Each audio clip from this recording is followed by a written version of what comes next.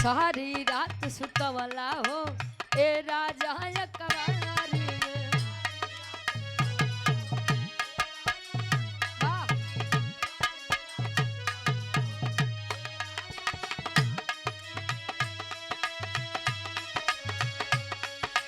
अब का हाथ लगावेला 5 गज के साड़ी में।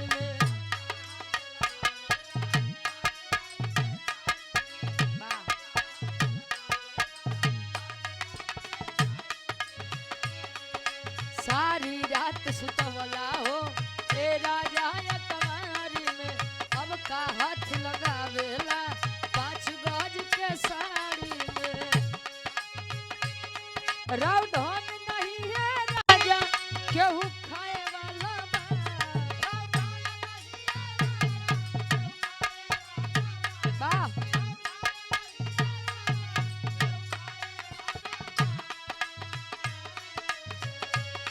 रावधान नहीं है राजा केहू खाए वाला बा। छोड़ी छोड़ी ओठलाली जाओराए वाला बा। छोड़ी छोड़ी जाओराए वाला बा।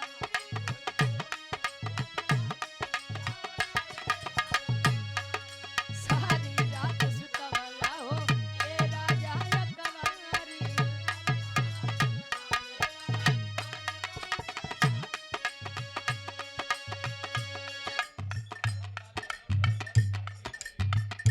साहब लाल के छतिया कन हो मिलाना।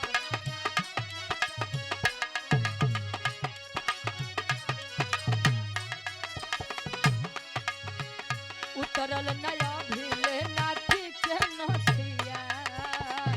उतरल नया भीले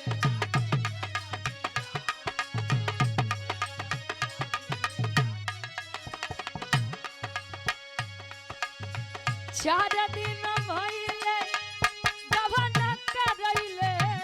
4 दिन भइले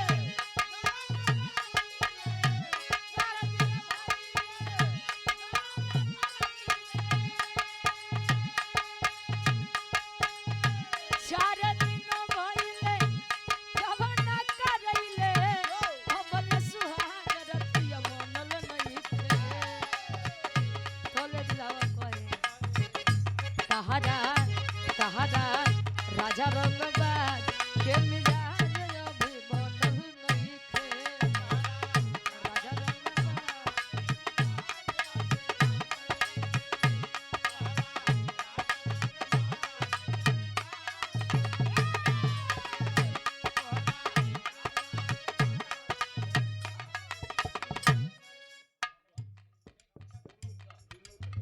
चखौदा की 5 हजमे से बलवंत सिंह पटेल गार्जियन जी के द्वारा 100 रुपया बहुत बहुत धन्यवाद।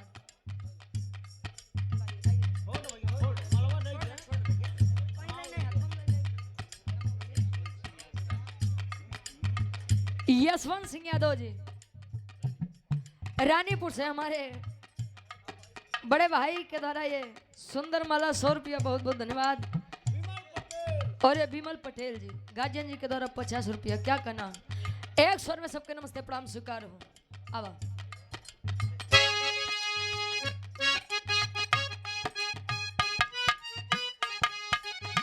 4 दिन भइले गबन करैले। 4 दिन भइले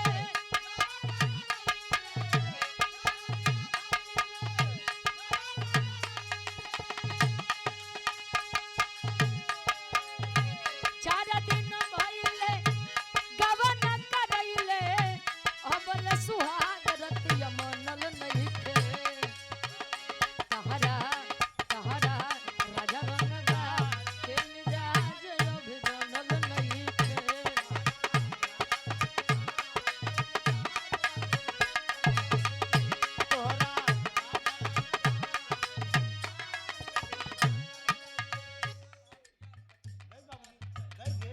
मुन्ना भारतीय जी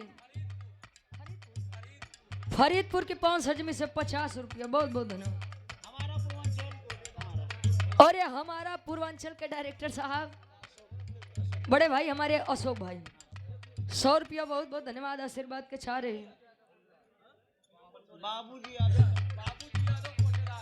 बाबूजी यादव कोटेदार साहब 100 रुपया आशीर्वाद के चारे के बच्चे अपनी कला में कामयाब रहे। और सुयोग यादव जी पुत्र तारा शंकर यादव जी एडीएम साहब के भतीजे साहब प्रत्याशी जिला पंचायत सदस्य वार्ड नंबर 2 से ब्लॉक धनुपुर हंडिया प्रयागराज से ये हमारे बड़े भाई के द्वारा 1000 रुपये का सम्मान। बहुत बहुत धन्यवाद आशीर्वाद के चारे।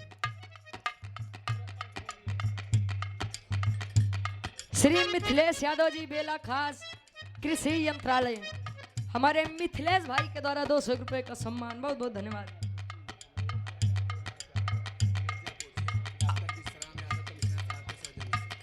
अमरेश यादव और हरिनाथ यादव जी मिर्जापुर से हमारे पूज्य गार्जियन जी आप डॉक्टर विश्राम यादव जी के सौजन्य से ये 500 रुपये का सम्मान। बहुत धन्यवाद आशीर्वाद के चाह रही। क्या बात है। ये हमारे महेंद्र दादा के फरमाइश बा कहाँ गए हो। ये दुनिया प्यार के किसे किसे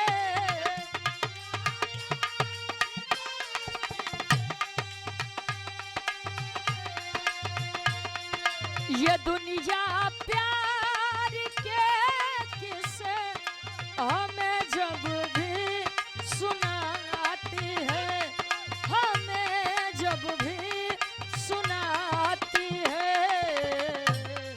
वो लड़की याद आती है वो लड़की याद आती है।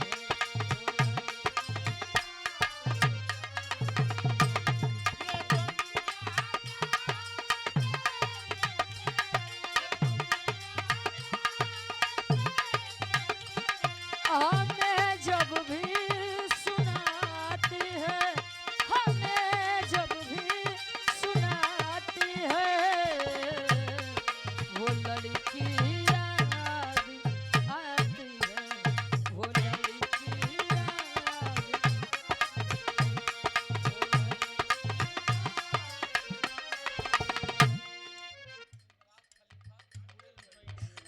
इंद्रराज खलीफा पूरे लुटई। अच्छा ये गार्जियन जी के द्वारा 50 रुपया बहुत बहुत धन्यवाद आशीर्वाद के चाह रहे।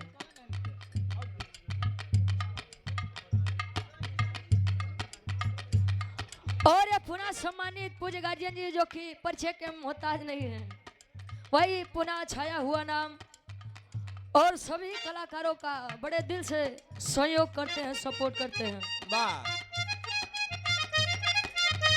आप अपर कमिश्नर सम्मानित गार्जियन जी डॉक्टर विश्राम यादव जी मिर्जापुर ये गार्जियन जी के द्वारा 1100 रुपये का सम्मान। बहुत बहुत धन्यवाद आशीर्वाद के चारे कि हम बच्चे अपनी कला में कामयाब रहे। एक स्वर में सबके नमस्ते प्रणाम स्वीकार हो।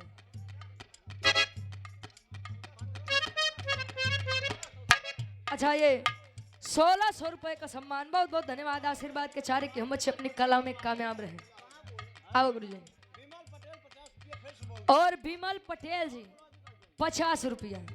बहुत बहुत धन्यवाद आशीर्वाद के चाह रहे कि हम बच्चे अपनी कला में कामयाब रहे।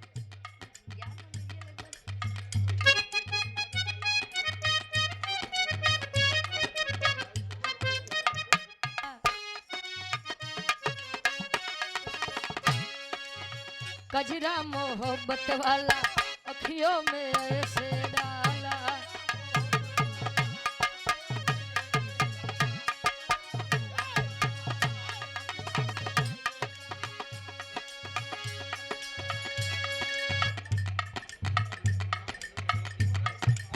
अमित कुमार यादव जी एडवोकेट साहब हाई कोर्ट सुंदरमाला 200 रुपया। बहुत बहुत धन्यवाद बड़े भाई के द्वारा।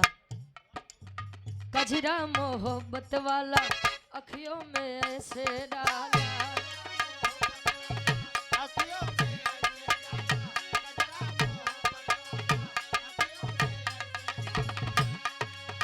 कजरा मोहब्बत वाला अखियों में ऐसे डाला कजरे ने ले ली मेरी जान हाय रे मैं तेरे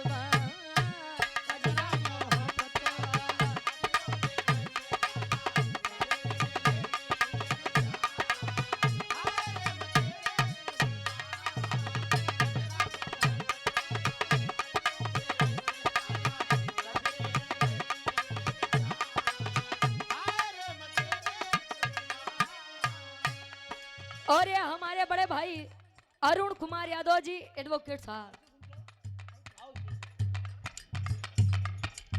एडवोकेट हाई कोर्ट प्रयागराज, गार्जियन जी के द्वारा ये सुंदर स्मृति 200 रुपए का सम्मान। और ये बड़े भाई श्री धनंजय प्रसाद यादव जी सुपुत्र, विनीत भाई गौहरपुर 27 जनवरी को बाबूजी के तनाव में सम्मानित किए थे। कहाँ है बड़े भैया?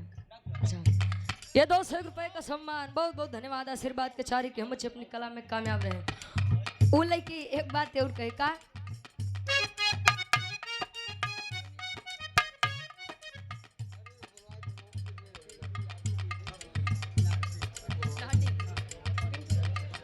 पिंटू यादव बीडीसी नाटी की पवन सजमी से बड़े भाई के द्वारा सुंदरमाला 100 रुपए का सम्मान। और अक्षय लाल पटेल जी बेला चौराहा से 200 रुपए का दुनिया है मेरे पीछे लेकिन मैं तेरे पीछे।